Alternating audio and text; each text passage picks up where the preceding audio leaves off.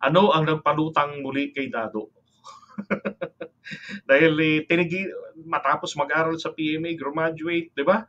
Tapos ilang taon lang, nag-resign. Hindi siya retirado, resigned.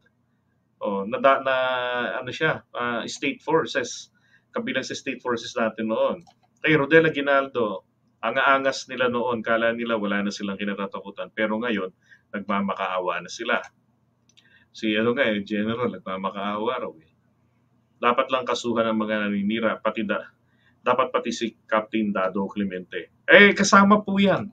Actually, hinahanap na rin po yan eh. So, abang-abang na lang tayo ng mga oras at araw. Pasasaan po ba't yan rin naman ang aabutin yan? Kasi matindi rin naman yung mga pinagsasabi niya ni Dado eh. Tingnan natin yung video nun Ito, meron ako niyan eh. Dado, where are you? Saan ka, Dado? Dado. Ito. Delikado. Sandali. Okay, unapologetic. Thank you so much po sa pag-share ng blessing. Sabi niya, Solid Marcos loyalista po. Salamat po sa platform niyo, si Maharlika Obsessed kay PBBM. Alam niyo, totoo yan. Diyan nagsimula siyang manggigil nung dinilit ni FL, no, Attorney Liza, yung Viber. Kung saan nami-message niya si BBM ng BBM. Siya ka nagsimula ng BBM eh. BBM, I love you. Nang hindi niya na malandi, gigil na gigil.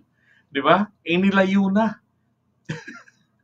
Okay, so ito naman po yung kay Dado, yung kanyang mga pinagsasabi Ito yung kanyang sinasabi rito. People's defiance daw po against the BBM administration, ang kanyang warning.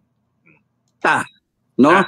Delikado yun. There are many people now encouraging a junta, a military junta, encouraging the military to take over na magkaroon tayo ng junta. Sawang-sawa na. Yun ang punto ron. Hindi yung isusuppress mo yung tao. Gusto nyo ng junta. Ibinabala naman ito ang posibilidad na magkaroon ng people's ito yung DBS 44. defiance sa kasalukuyang administrasyon, lalo na kung hahayaan ang International Criminal Court na ipaaresto si dating Pangulong Rodrigo Duterte. Si Digong, pagkayang ginalaw si Digong, good luck administration. Pagka si Sara ginalaw, good luck administration. I'm serious about it. It's a warning.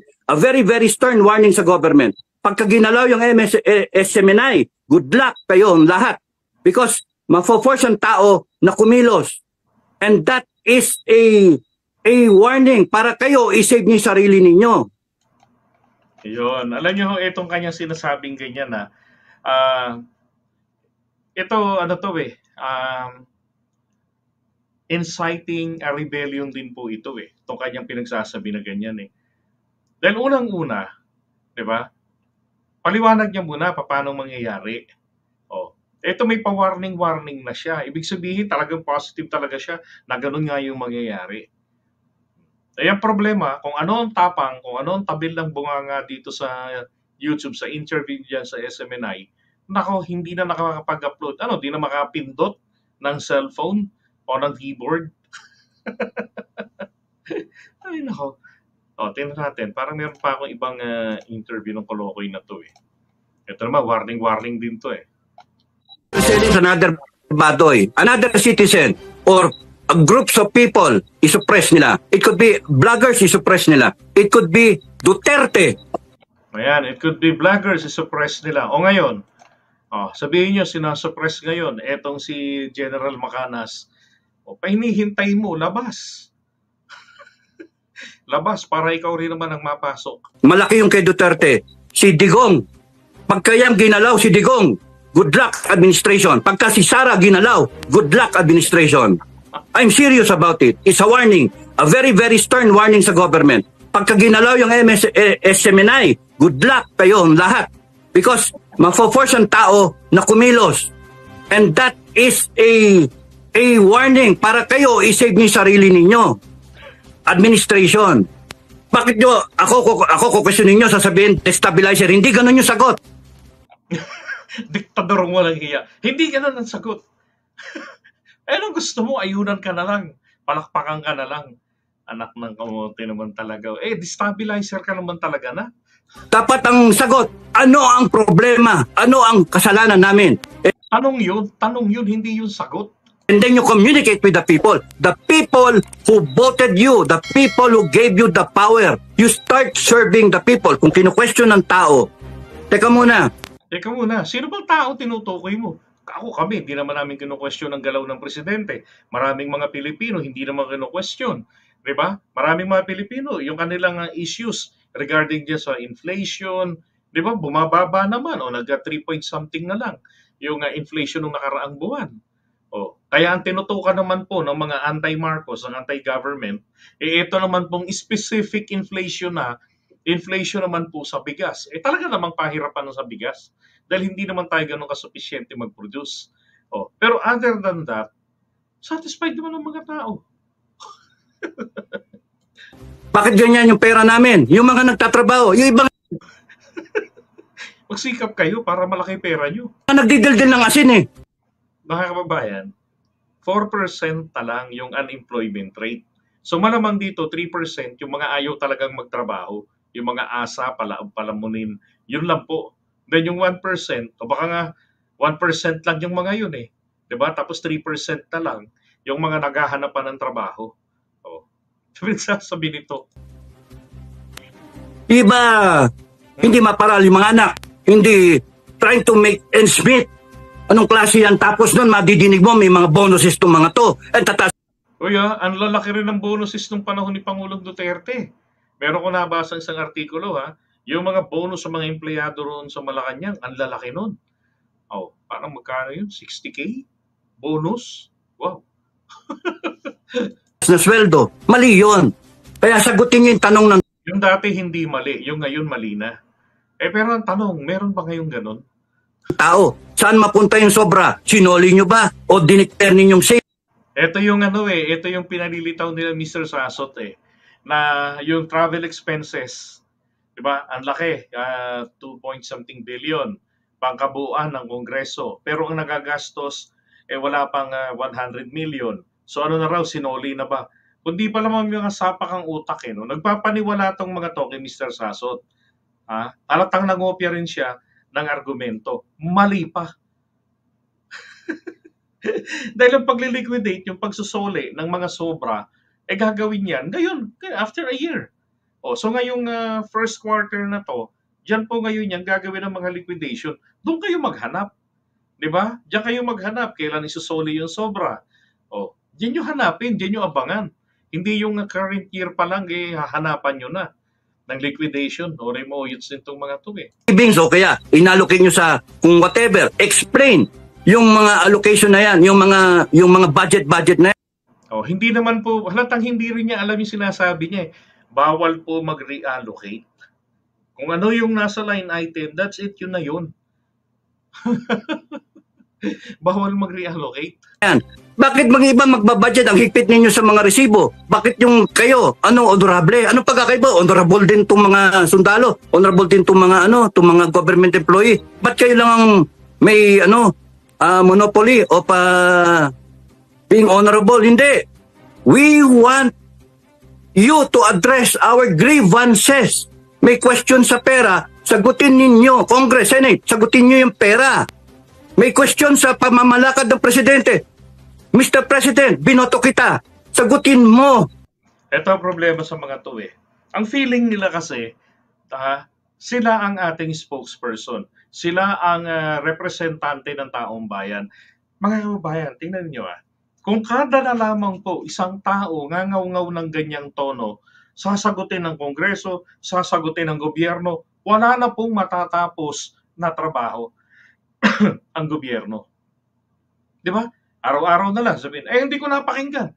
I want the reply to my inquiry personalized. I want the president to explain. Lagay niya, presidente, punta na naman sa TV, mag-i-explain na naman sa inyo, magle-lecture na naman. Tapos eto na naman yung isa. Kaya nga humiproseso puntahan nyo yung opisina. For example, DBM. May gusto kayong malaman, punta kayo ng DBM. Punta kayo ng, kung na yan ay nakapag-submit na, kung previous year yan, o nakapag-submit na ng kanilang liquidation report sa COA. Punta kayo ng COA, hingi kayo ng kopya, pwede naman yun. O, i-state nyo lang kung anong purpose ninyo, ba't nyo hinihingi yung kopya. O, i-cite nyo na rin doon, yung nakalagay sa Constitution, na karapatan natin na malaman yan. No, kailangan karapatan natin na makita yan for public scrutiny. O, pag hindi kayo pinagbigyan, doon kayo magwala. Pagka deprive kayo para makita ito. Kasi yan po ang tahasan na paglabag sa ating karapatan sa saligang batas na sinasabi ron. Di ba? Hindi yung wala pa sa oras, hanap kayo ng hanap. Ba't hindi nyo hanapan ng mga ganyan yung budget po magmula noong 2016 hanggang 2022? Ba't hindi nyo gawin yan? Sapagkat dyan ang daming mga issues ng corruption dyan. For example na nga lang yung sa Pharmally.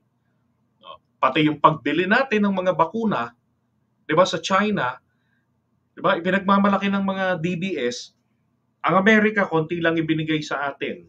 Parang kalahating milyon lang na libre. Tapos binili natin doon na parang 2 milyon lang na dami ng vaccine. Diba? Ganon din doon sa ibang bansa. Yung binigay na libre sa atin, parang siguro 300% lang yung 400% lang ang diferensya ng mga binili naman natin sa kanila. Whereas ang China, ang binigay po sa atin, 2 milyon po na libre na mga bakuna raw. Pero naman, ang hindi nila binabanggit, umaabot naman ng 48 million or more or less 15 million na mga bakuna naman po ang binayaran ng gobyerno nung nakaraang administrasyon sa China. So, sino po ba ang tunay na namigay? Yung namigay ng kalahating milyon ang binenta sa atin, 1.5 million o 2 million lang? O yung namigay sa atin ng 2 milyon pero ang binenta sa atin more or less 50 million vaccines? Yan yung maliwanag na estilo ng mga incheck.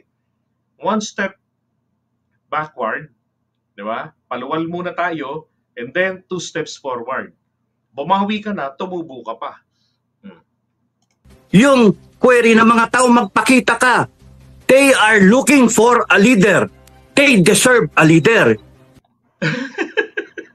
Nung si dating Pangulong Duterte, di ba?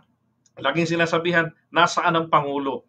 Alam niyo po ang sinasabi namin doon, huy, ang Pangulo, hindi mo kailangang hanapin, napapagod yan, nagpapahinga yan. Kung sa panahon ng disaster, akala mo hindi mo nakita, hindi po nagtatrabaho ang Pangulo.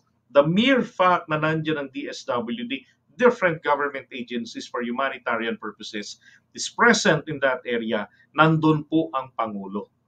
They represent the President. And because the President represent the government. Ay ngayon, ang stand ng ating Pangulo, hindi ako pupunta sa mga ganung lugar sa panahon ng delubyo. Anong gagawin ko doon? Wala, hindi ko naman, sige Buloy, pwedeng i-stop ng Pangulo. I-stop Bagyo. Hindi mo yung pwedeng gawin yun . Wala magagawa. Admitted ang Pangulo dyan. Kaya sa kanya, months before pa lamang, binili niya na yan. Diyang mga branches ng DSWD, maghanda na kayo ng mga pang-relief operations natin.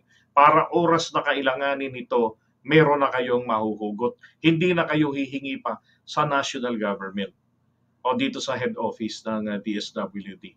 Diba? Kaya nga, nakaantabay palagi ang DSWD. Si Dado patawa. 31 million bumoto sa'yo. Ay nako, hindi mo alam kung anong ininom mo, kinain ito. Malaking galit ba?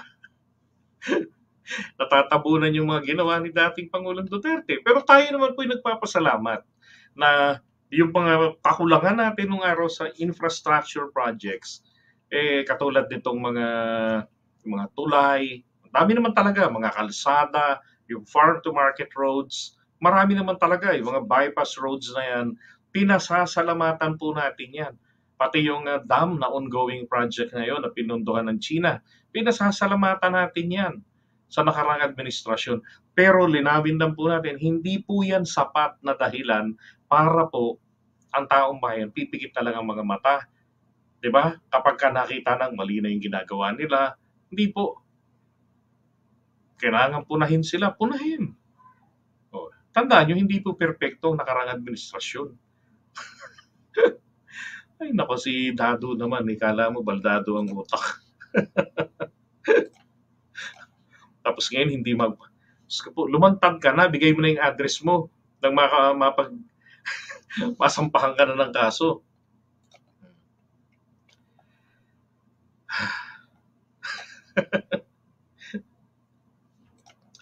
Ay, ganang gabi sa inyo, Nelson Gantan. Firing squad sa Luneta, itong kapitan ba ng Barangay Marites. Isabay si General Marites.